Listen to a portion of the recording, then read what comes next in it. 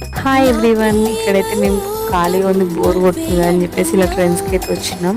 అక్కడైతే gold collection and diamond collection అయితే చాలా బాగుంది. ఇయర్ రింగ్స్ అయితే చాలా బాగున్నాయి.